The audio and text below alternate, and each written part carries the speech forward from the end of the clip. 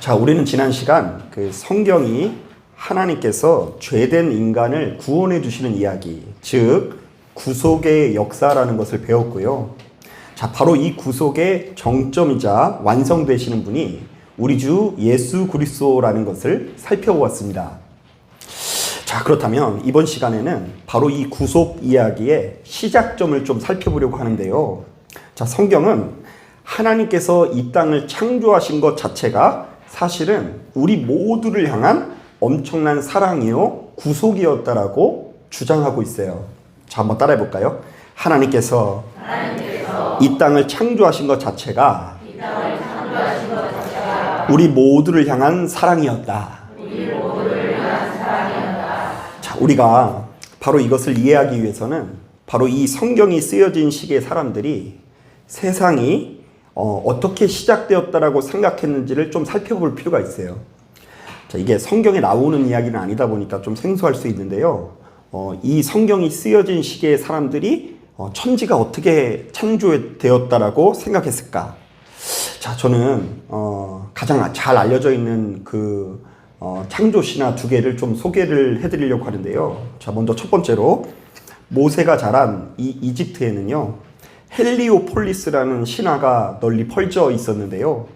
자, 바로 이 신화에 따르면 태초에 우주는 누라고 불리는 물들로 이루어져 있었고, 이 물들 속에 창조의 신 아톰이 둥둥 떠 있었다고 합니다. 자, 그러나 어느 날 갑자기 이 창조의 신 아톰과 물이 분리가 되는데, 바로 이것이 그들이 생각하는 천지 창조의 시작입니다.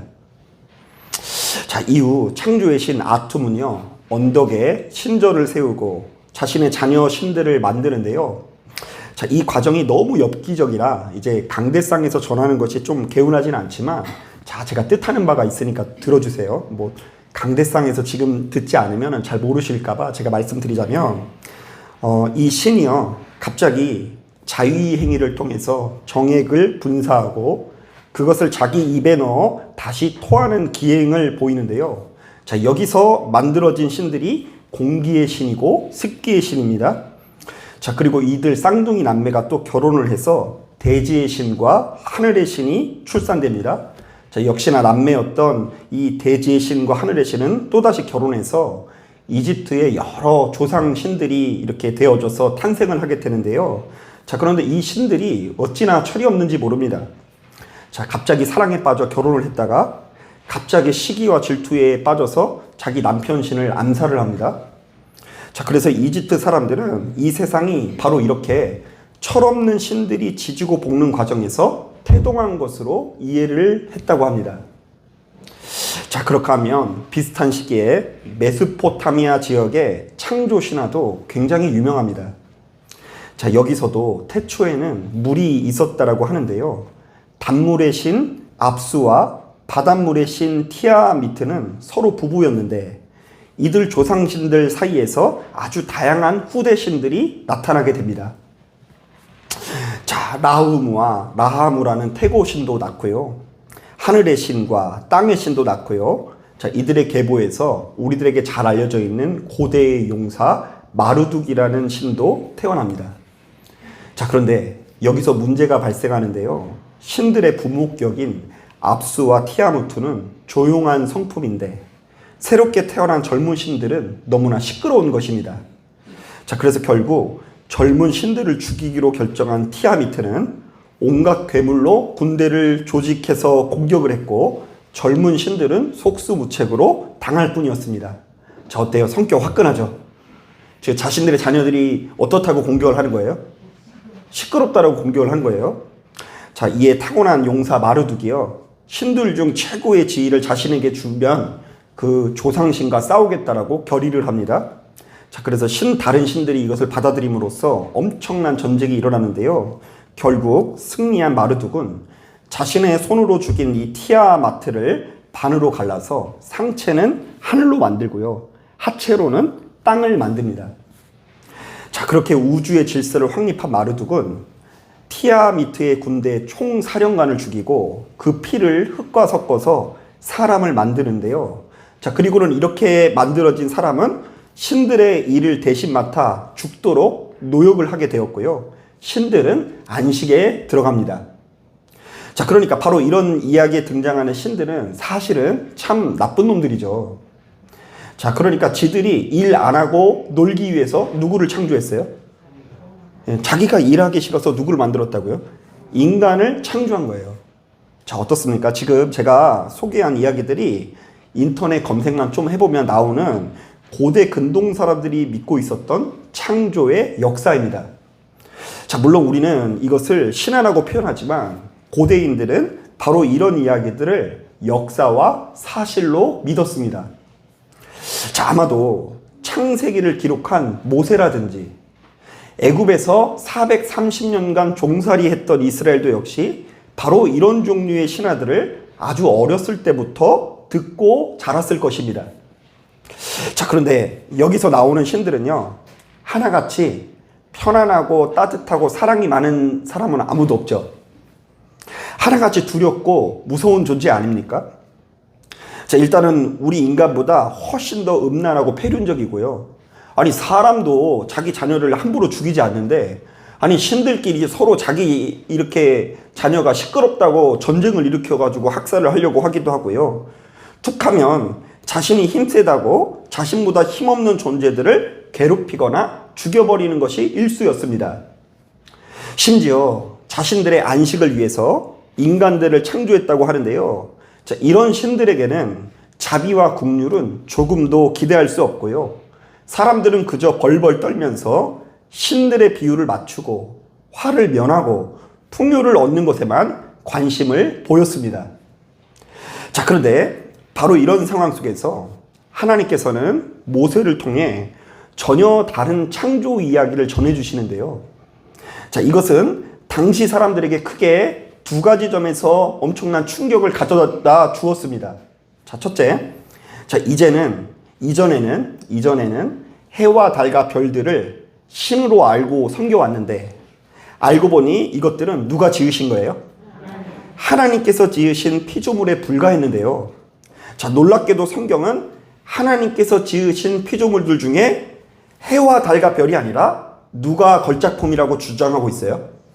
인간이 걸작품이라고 주장하고 있어요. 자, 애굽은 태양신을 섬기거든요. 태양이 신이에요. 자, 그런데 그 태양이 사실은 피조물에 불과한데 그 태양보다 누가 더 걸작품이라고요? 우리 인간이 더 걸작품이라고 이야기하니까 충격인 거죠. 자, 둘째, 그동안 애굽에서 배워오던 신들은 자신의 안식을 위해서 인간을 마음대로 부려먹고 일평생 죽도록 일만 시키는 신이었습니다. 자, 그러나 천지를 창조하신 하나님께서는 스스로의 안식뿐 아니라 인간의 안식을 확보해 주시는 분이신 것입니다. 자, 이렇듯 성경에 기록된 창조 이야기는 하나님께서 우리 인간을 구원으로 인도하시는 첫 번째 시작점이라고 할 수 있는데요. 자, 너희는 바로 이 세상이 섬기고 있는 망령되고 허탄한 우상에게 노란하지 말고 이 땅을 창조하시는 하나님의 통치를 따르라는 것입니다. 자, 그렇다면 바로 이렇듯 우상이 아닌 이 땅을 다스리고 주관하시는 하나님의 통치를 받는 우리들은 어떤 삶을 살아야 될까요? 자, 오늘 본문을 묵상해 보면 크게 두 가지 메시지를 얻을 수 있는데요. 자, 첫 번째, 하나님을 믿는 우리들은 어떤 경우에도 내가 이 세상을 다스리기 위해서 지음받은 너무나 존귀한 존재라는 것을 기억해야 합니다. 우리가 창세기 1장을 꼼꼼히 묵상해 보면 하나님께서 절대적인 권세를 가지고 이 땅을 창조하시는 장면이 나오죠. 자, 이걸 막 너무 과학적인 논문으로 분석을 하시려고 하면 안 돼요. 첫째 날 뭐 만들고 뭐 둘째 날 뭐 만들고 이런 게 아니라 하나님께서 힘을 가지시고 이 땅을 창조하신 거예요. 자, 그런데 놀랍게도 26절을 보니까 이렇게 하찮아 보이는 우리 인간이 사실은 누구의 형상대로 지음을 받았다고 하죠? 예, 하나님의 형상대로 지음을 받았다고 합니다. 자, 이것은 우리의 외형과 하나님의 외형이 같았다라는 이야기가 아니라 하나님의 속성과 인간의 속성이 같았다라는 것인데요. 자, 좀 더 구체적으로 이야기하면 1장 1절부터 25절을 보면 하나님께서는 만물을 창조하시고 다스리시는데 우리 인간도 바로 이러한 속성을 부여받은 존귀한 존재라는 것입니다. 자, 그래서 이후 내용을 보면요, 인간도 각종 들짐승과 새들을 다스리는 권한을 부여받고 천지 만물의 생명들의 이름을 자신이 직접 창조하는 것을 볼 수 있습니다. 자, 여러분 잘 생각해 보세요. 많은 분들에게 참 생소하게 들릴 수 있지만 창세기는 모세가 기록한 책으로 알려져 있거든요. 그래서 제가 어디 가서 이런 얘기 했더니 되게 좀 실족하시는 분이 있더라고요. 그러니까 이제 하나님께서 손가락으로 바위 위에 이렇게 딱 지으신 거고 뭐 그렇게 생각을 했는데 이 모세가 이 책을 썼다고 하니까 되게 충격을 받으시더라고요. 근데 이게 제 얘기가 아니라 그렇게 상식적으로 알려져 있어요. 자, 그런데 애굽에서 430년간 종로를 타는 이스라엘 백성들이 모세를 통해서 바로 이런 이야기를 들었을 때 어떤 메시지로 들렸을까요? 아마도 이런 메시지로 들렸을 거예요. 자, 너희는 노예가 아니다. 너희는 날 때부터 이렇게 죽도록 일만 하다가 끝나는 인생으로 정해진 것이 아니라 만물을 다스리는 자로 정해졌다. 사실 동서고금을 막론하고 당대의 모든 국가들은 나라의 지도자 내지는 그 나라의 왕에게 신적인 권한을 부여했거든요. 자, 혹은 그들을 천자라고 부르면서 하늘이 그 지도자를 세웠다라고 주장을 합니다. 자, 그러니까 지금 눈앞에 서 있는 왕이 아무리 못된 요구를 할지라도 일반 백성들은 바로 이 요구에 철저히 순종할 수밖에 없는데요. 왜냐하면 이것은 단순히 왕의 명령을 거절하는 것이 아니라 신의 뜻을 거역하는 일이자 하늘의 뜻을 거역하는 일이기 때문입니다. 자, 그렇기 때문에 당대의 많은 사람들이 지금 자신에게 찾아온 불행을 너무나 당연하게 여겼습니다. 왜냐하면 내가 이렇게 누군가의 노예처럼 사는 것도 다 누구의 뜻이고요? 하늘의 뜻이고, 내가 이렇게 가난하거나 육신의 질병을 가지고 있는 것도 다 하나님의 뜻으로 생각했습니다. 심지어 누군가 장애를 가지고 태어난다거나 억울한 죽음을 당한다고 할지라도 이 모든 것들이 다 하나님의 혹은 하늘의 뜻이라고 오해를 했다는 것입니다. 하지만 하나님께서는 오늘 우리가 읽은 본문을 통해 정반대의 말씀을 하십니다. 사랑하는 아들과 딸아, 너희는 위대한 존재이다. 너희는 이 땅을 다스리기 위해서 태어났다. 나는 너희를 노예로 살아가라고 만든 것이 아니라 만물의 정복자여 통치자로 삼기 위해서 너희를 창조했다는 것을 어떤 일이 있어도 잊지 않고 기억해야 된다. 자, 그런데 이것은 오늘날 이 시대를 살아가는 우리들도 마찬가지입니다. 사실 육신의 옷을 입고 있는 우리들은 지금 눈앞에 펼쳐진 한두 가지 광경에 사로잡혀 스스로를 참 못나고 부족한 존재로 여기기 십상이죠. 자, 남들은 다 학벌이 좋은데 나만 학벌이 별로인 것 같아요. 자, 남들은 다 돈이 많은데 나만 가난한 게 사는 것 같습니다. 자, 남들은 다 이쁘고 날씬한데 거울에 비치는 나만 못생기고 뚱뚱한 것 같아요. 자, 그럼 이런 내 자신을 볼 때 우리가 음매기주고 할 때가 때로는 종종 생기죠. 아멘 안 하셔도 돼요. 그래서 세상은 거듭해서 여러분들에게 이런 메시지 내지는 유혹을 할 거예요. 야, 네가 복된 존재가 되기 위해서는 좀 더 넓은 땅이 필요하다. 좀 더 좋은 집에 네가 살아야지 너의 인생이 빛날 것이다. 좀 더 이뻐져야 한다. 좀 더 높은 자리에 올라 성공하고 출세해야 된다. 자, 그러니 매일같이 그렇게 구질구질하게 살지 말고 한 방을 노려라. 심지어 교회를 다니는 우리들조차도 주변 사람들 눈치 되게 많이 보거든요. 자, 그래서 제가 이 교회에 속하여서 교회밥을 오랫동안 먹다 보니까 어떤 것들이 참 가슴 아프냐면요. 자, 어린 학생들 같은 경우, 자, 고등학교 때까지 열심히 신앙생활 하다가 자신이 원하는 대학에 들어가지 못하면 너무나 크게 절망하다가 교회까지 끊어버리는 경우가 그렇게 많고요. 특히 사업을 하시다가 그 사업장이 부도가 난다거나 건강상의 문제가 생겨 중병이 들면 주변 사람들에게 알리지 않고 조용히 사라지는 경우가 너무나 많이 있어요. 사람이 사실 되게 힘들고 괴로우면 오히려 더 위로를 받아야죠. 그런데 왜 불행한 일이 생기면 조용히 사라져야 할까? 자, 이것은 여러 가지 이유가 있는데요. 일단 우리가 믿음이 좋은 사람이라면 남들보다 잘 나가고 대단한 결과물이 나타나야 하는데, 자, 내가 그렇지 못하다라는 것으로 인해서 내가 믿음이 없는 사람 취급받는 것을 견디기가 어렵기 때문이고요. 자, 또 어쩌면 하나님을 믿는 우리들이 그 출발선상에서부터 세상 사람들이 꿈꾸는 복, 우상을 섬기는 사람들이 꿈꾸는 복과 크게 다를 바가 없는 것을 추구하기 때문에 지금 눈앞에 찾아온 불행을 참 못 견딘다라는 생각이 들기도 합니다. 자, 그러나 분명히 말합니다. 하나님을 믿는 여러분들은 우리의 인생에 뭔가 잘 안 풀리면 토정 비결을 보고, 거액의 돈을 들여서 점을 보고, 무당에게 찾아가서 굿하고, 바로 이런 방식으로 신앙생활을 해서는 안 됩니다. 자, 자꾸 그러니까 오해하시면 안 돼요. 내가 믿음이 없을 때는 무당하게 찾아갔지만 이제 믿음이 생겼으니 하나님 앞에 기도해서 원하는 것을 얻자. 이거 아니에요. 내가 이전에는 무당이 주는 복이나 쫓아다니는 사람이었지만 이제는 그들과 추구하는 복 자체가 달라졌다. 자, 하나님을 믿는 우리들은 그 어떤 경우에도 지금 내 눈앞에 보여지는 모든 것을 초월하는 한 가지 믿음을 가지고 있어야 되는데요.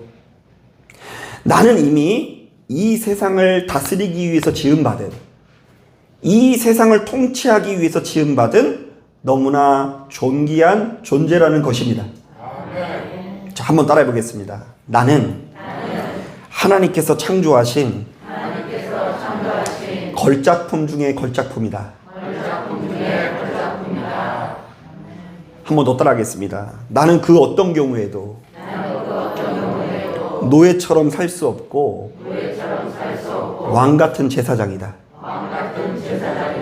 자, 여러분 이거 믿으십니까? 네, 믿으셔야 돼요. 자꾸 세상을 살다 보면 내가 실패한 인생 같거든요. 초라한 인생처럼 느껴질 때가 많이 있어요. 그리고 이상하게 젊으셨을 때는 막 그렇게 막 패기 있으신 분도 일정 연배가 지나면 자꾸 자기 인생이 헛살았대요. 헛살이 뭐가서 헛살하셨어요. 잘 사셨는데. 하나님께서 여러분들을 너무나 존귀하게 여기시고 세상 사람들이 날 인정하지 않을지라도 하나님께서 나를 다스리는 자로 여기신다는 것을 믿으시는 여러분들이 되기 원합니다. 자, 그런가 하면 두 번째로, 하나님을 믿는 우리들은 일곱째 날을 안식일로 정하신 하나님의 뜻을 가슴 깊이 새길 수 있어야 합니다. 자, 오늘 우리가 읽은 이 본문을 보면 하나님의 창조는 6일 동안 진행되었습니다. 자, 그리고 마지막 날에는 무엇을 하셨다고 하죠? 안식을 하셨다고 하죠. 그런데 안식일에 대한 묘사가 심상치 않습니다. 자, 하나님은 그 날 자체를 복되게 하셨다고 하고요. 심지어 거룩하다라고 말씀하십니다. 자, 제가 설교의 서두에 언급한 것처럼 메소포타미아 신화에 나오는 이 마르둑이라는 신은 자신의 안식을 위해서 인간을 창조하고 그들을 그야말로 혹사시키지 않습니까? 자, 그러니까 그들의 세계관에 의하면 대다수의 인간은 죽도록 일만 하다가 죽어야 하는 존재입니다. 자, 하지만 하나님께서는 자신만의 안식이 아니라 이 땅에 있는 모든 만물을 향한 안식일을 지정하셨는데요. 자, 출애굽기 23장을 보면 바로 이 안식일의 의도를 이렇게 소개합니다. 제가 한번 읽어볼게요. 너는 엿새 동안 내 일을 하고 일곱째 날에는 쉬라. 내 소와 나귀가 쉴 것이며 내 여종과 자식과 나그네가 숨을 돌리리라. 한번 더 따라해 보겠습니다. 내 여종과 자식과 나그네가 숨을 돌리리라. 여러분, 이때 여종의 자식이라든지 나그네는요, 잘 나가는 사람인 것 같아요? 힘없는 사람 같아요? 근데 힘없는 사람이 무엇을 돌리는 날? 숨 돌리는 날이 안식일이에요.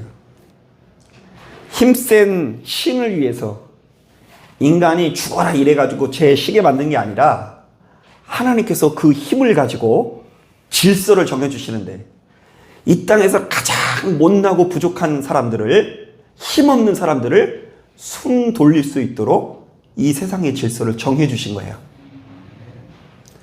야, 이거 어떻게 인간이 창조한 이야기일 수 있어요. 이거는 사람이 생각을 넘어서는 이야기인 거죠. 여러분, 어떤 부모든 간에요, 자신의 자녀가 잘 되길 바라는 마음을 다 가지고 있는데요.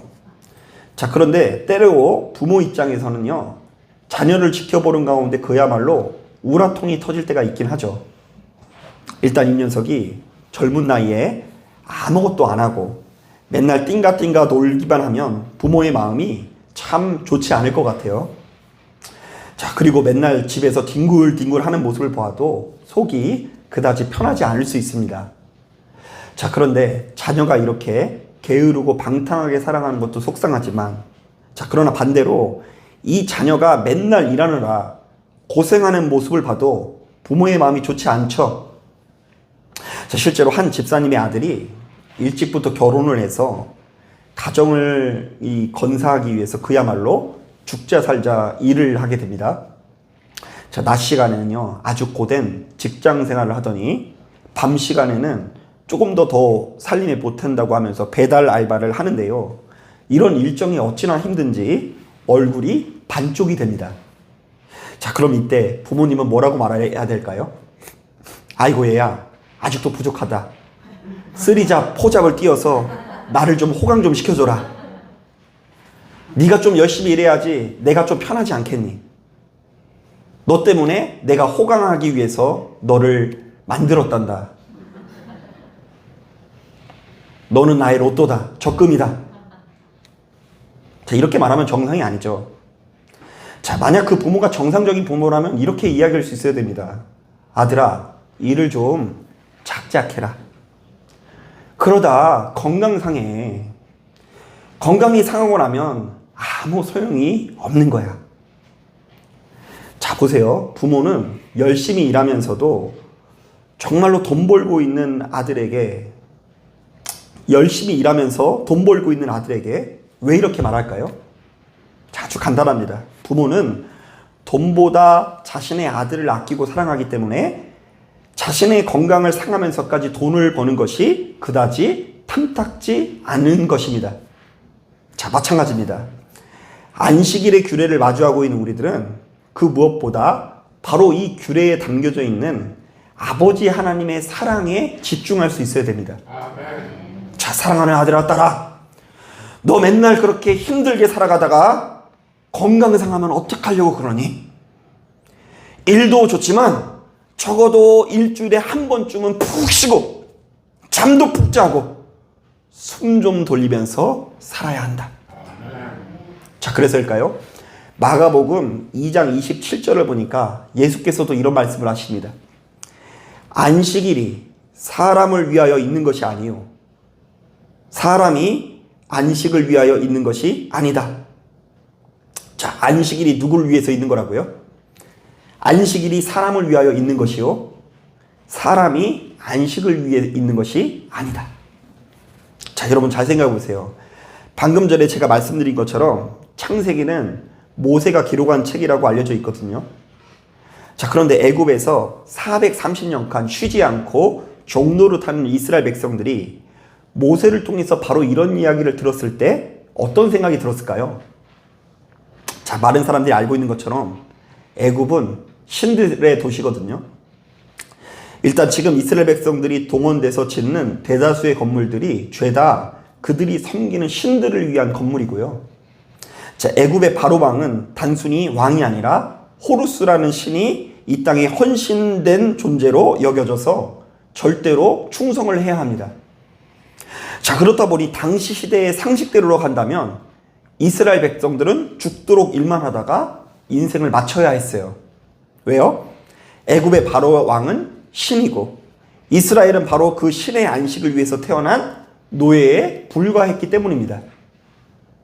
하지만 하나님께서는 이스라엘 백성들에게 정반대의 말씀을 하십니다. 사랑하는 아들과 딸아, 너는 신의 안식을 위해 죽도록 일만 하기 위해서 태어나지 않았다. 나는 너를 너무나 아끼고 사랑하여 애굽의 바로가 아니라 바로 네가 일주일에 한 번은 쉬기를 바란다. 실제로 신명기 12장 9절은 이스라엘 백성들이 들어가게 될 그 새로운 땅을 안식이라고 표현합니다. 자, 이스라엘 백성들이 들어갈 그 땅이 무엇이라고요? 안식. 자, 그러니까 하나님께서는 이스라엘을 그저 적과 꿀이 넘쳐흐르는 땅으로 인도하신 것이 아니라 죽도록 일만 하는 땅에서 적절한 안식이 있는 땅으로 인도하신 것입니다. 자, 그렇다면 출애굽 사건에 담겨진 메시지를 이렇게 해석해 볼 수 있어요.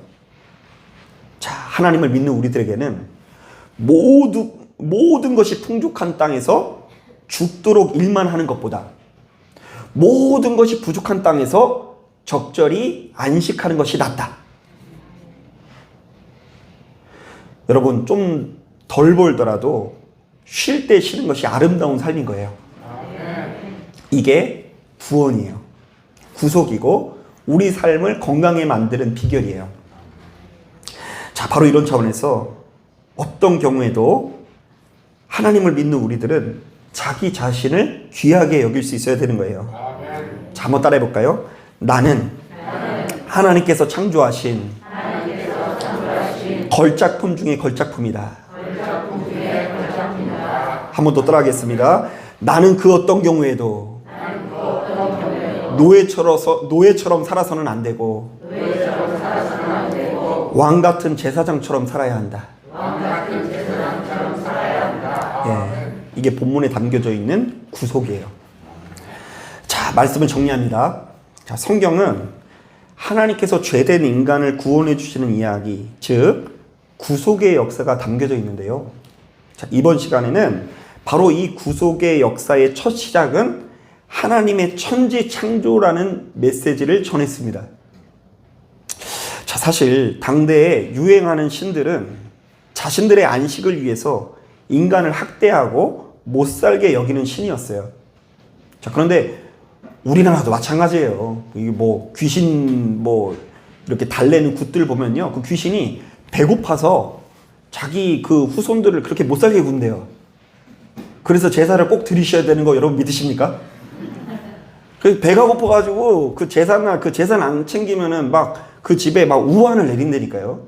그 신들이 너무 수준 미달이에요. 인간보다 더 부족해가지고 자기 자녀도 학대하고. 자, 많은 사람들이 바로 이러한 세계관을 가지고 끝없는 고통과 괴로움을 겪으면서도 바로 이것을 하늘의 뜻으로 여기고 신의 뜻으로 여기며 당연하게 생각을 했어요. 하지만 하나님께서는 모세를 통해서 전혀 새로운 창조 이야기를 전하시는데요. 자, 바로 이것은 크게 두 가지의 메시지가 담겨 있습니다. 자, 첫째, 하나님을 믿는 우리들은 어떤 경우에도 내가 이 세상을 다스리기 위해서 지음받은 너무나 존귀한 존재라는 것을 기억해야 한다. 그러니까 다스리는 존재라는 거예요. 자, 둘째, 하나님을 믿는 우리들은 일곱째 날을 안식일로 정하신 하나님의 깊으신 뜻을 가슴 깊이 새겨야 한다. 네, 제가 이제 계속해서 성경을 묵상하고 연구하는 가운데 이런 것들을 좀 깨닫게 되더라고요. 사랑하는 여러분, 어떤 분들에게는 이런 내용들이 참 귀하고 대단하고 놀랍고 느껴져서 소중하게 느껴질 수 있지만, 또 어떤 분들에게는요, 이게 뭐가 그렇게 대단한 일인가 싶기도 하고 별로 그렇게 대단하게 느껴지지 않을 거예요. 지금 당장에 지갑에 돈이 가득 채워지는 이야기가 소중한 거지, 하나님께서 우리를 사랑하든 말든 그게 무슨 사용인가. 사랑하는 여러분, 그러나 적어도 우리가 믿음을 갖기 원한다고 한다면 성경이 말하는 구속, 구원이 무엇인지를 알아야 되는데요.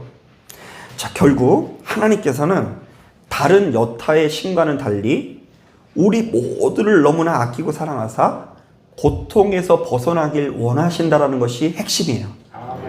네. 우리가 이것만 알아도 많은 오해에서 벗어날 수 있고 오류에서 벗어날 수 있고요. 유혹에서 승리할 수 있어요. 자꾸 여러분들을 이렇게 싹싹 꼬시면서 이렇게 하면 네가 더 큰 부자가 될 수 있다. 이렇게 하면 네 사업이 거의 뭐 삼성전자처럼 된다. 이런 유혹에 빠지질 않아요.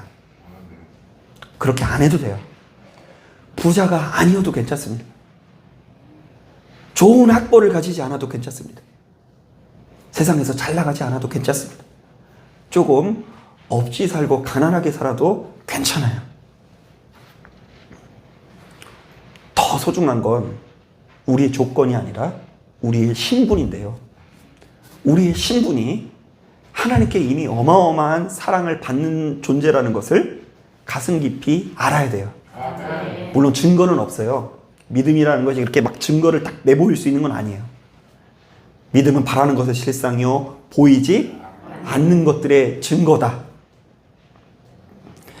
여러분, 그러므로 바로 이 사실을 가슴에 새기고 이 말씀을 가슴을 새기고 시간이 흐르면 흐를수록 주님과 동행하는 가운데 구원의 기쁨에 구원의 진수를 누리시는 저와 여러분들이 되기를 주님의 이름으로 축복합니다. 자, 기도하겠습니다.